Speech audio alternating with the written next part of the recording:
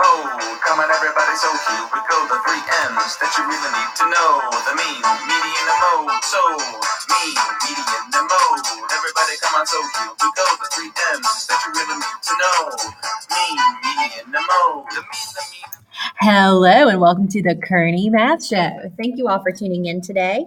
On today's episode, we are going to be featuring the last mini lesson of statistics. So today we're going to be talking about mini lesson 3, in which we're talking about mean absolute deviation. So before we get started, take a moment to write entry number 2. So this is entry number 2. And read our learning goal. So our learning goal is that by the end of today, I want you to be able to explain to someone else how to find mean absolute deviation. And I also want you to be able to discuss variability in a data set. Okay, so let's just do some review really quickly. We talked about that there were 2 ways to describe data. There was the categorical way, where things are in categories. And does anyone remember the other way, where there were numbers? Numerical. Okay, so categorical, numerical, 2 ways to describe data. Today, we're going to talk about a numerical way. Now, yesterday, we talked about box and whisker plots. That was a very visual representation of data. Today, we're going to look mainly at the numbers behind the data set. Okay, so we also this week have talked about measures of center. One of those being the mean. Does anyone remember another name for mean? It is the average of a data set. So how do you find average of a data set? You would add up all the numbers and then divide by how many numbers you have. Okay, another measure of center that we've talked about is median. So to find median, what's the first step? Put the numbers in order least to greatest and then find the number in the middle. So the middle number in an ordered data set. Okay, other things that we've talked about this week are measures of spread. So exactly what it sounds like, how spread out the data is. So measures of spread describe how different a set of data is. For me, I just like to say, how spread out is it? Is the data really spread out? Like, for example, in math class, is everyone scoring about the same thing on a test? Or do we have some people who are doing really, really well, and then maybe some people who are doing really, really bad, like really poorly, and the data is really spread out? Okay, so we can talk about how spread out data is by looking at 3 things. One thing is the range. We've talked about range this week. Range is the biggest number minus the smallest number. So we look at the highest number all the way to the lowest number to determine how spread out the data is. Another method is the interquartile range. Okay, so we talked about this yesterday with box and whisker plots. So box and whisker plots, you had your 2 quartiles, your upper quartile and your lower quartile. And to find the range of those, you would simply do the upper quartile minus the lower quartile.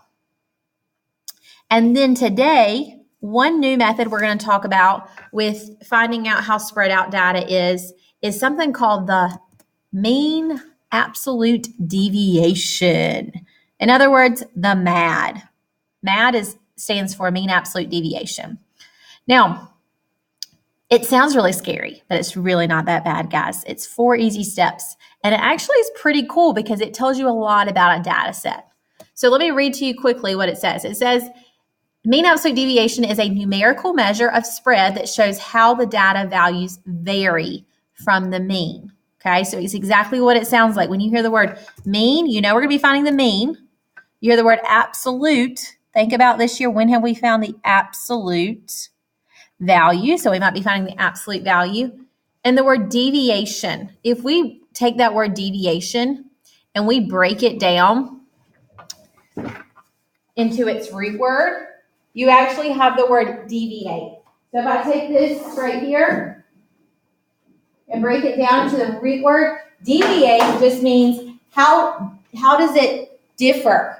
How does it go away from the mean? So mean absolute deviation means basically how do the numbers compare back to the mean? Are they the same or are they different?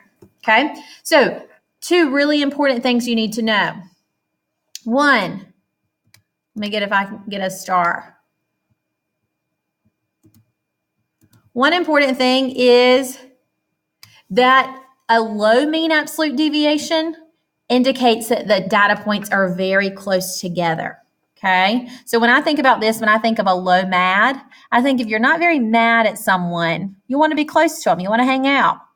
Okay, where the opposite, if you have a higher mean absolute deviation, like if your mean absolute deviation is really big, kind of like really mad at someone, if you're really mad at someone, do you want to be around them? No. So a higher mean absolute deviation means the data is really spread out from each other. Okay. So mean absolute deviation, low means close together. Higher means the data is very varied. So you're going to hear me say variable or variability and varied a lot. Varied is just, it means it's different. It's spread out. Okay. So to find mean absolute deviation, you're going to do 4 simple steps. First step, you're going to find the mean. Okay, so you're going to take a data set, you're going to find the mean. Step 2, after you find the mean, then we've got to figure out how far it deviates from the mean. So we're going to take all of each piece of the data and we're going to subtract it from the mean. Or you can say the mean, subtract the number. Either way, it doesn't matter. We're going to get the same thing. So step 1, find the mean. Step 2, we're going to subtract each number from the mean. Next, we're going to have some negative numbers. So the next step, when you hear the word mean absolute, we're going to find the absolute value of each difference. So basically, remember absolute value is always positive. So we're going to take and make those numbers positive. Because remember, absolute value measures a number's distance from 0. So step 1, find the mean. Step 2, subtract each number from the mean. Step 3, find the absolute value. And step 4, we're going to find the mean again. We're going to find the mean of the absolute values. Okay, so 4 simple steps. And I know that's like, gosh, Ms. Kearney, that sounds like a lot. But once you start doing it, you're going to see it's really easy. Okay, so what I want you to do is take just a moment, and on your mini lesson, you have a chart that says example. And if you look here, you see that I've already put some numbers in here. So take a moment, and I want you to write, whoops, Ms. Kearney's not very good at drawing on this. Okay, take a moment and write those numbers into your chart. Okay, and we're going to go through and we're going to find the mean absolute deviation. All right, so step 1, we're going to take these numbers and we're going to find the mean. How do you find the mean? You first add them up.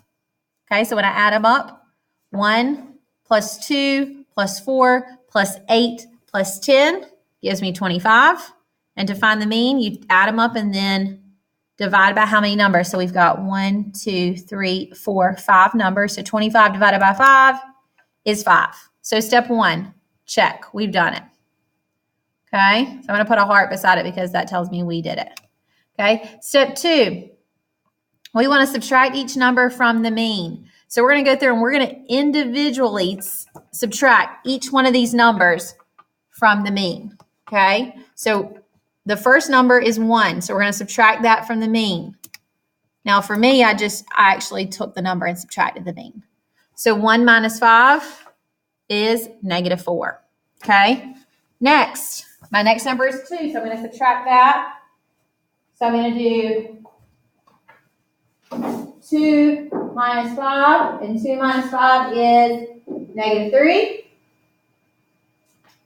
Next, I'm going to do 4 minus 5, which is -1. Keep going. I'm just taking all these numbers and subtracting the mean. 8 minus 5 is 3, and 10 minus 5 is 5. Okay? So, we found the mean. Step 2, we're going to subtract each number from the mean. Check. Okay, step 3, we've got to find the absolute value. So remember, absolute value is how far a number is from 0 on the number line. And distance is always positive. So what is the distance from -4 to 0? 4. So we're going to go through and we're going to make all of these positive. So 3, 1, 3, 5. Okay, because we want positive numbers. So step 1, we found the mean. Step 2, we subtracted each number from the mean. Step 3, we found the absolute value. Step 4, we're now going to take these absolute values and find the mean. Okay, so remember to find the mean, we're going to add them up. So we're going to do 4 plus 3 plus 1 plus 3 plus 5. And then divide by, we have 1, 2, 3, 4, 5 numbers. And we put that in our calculator.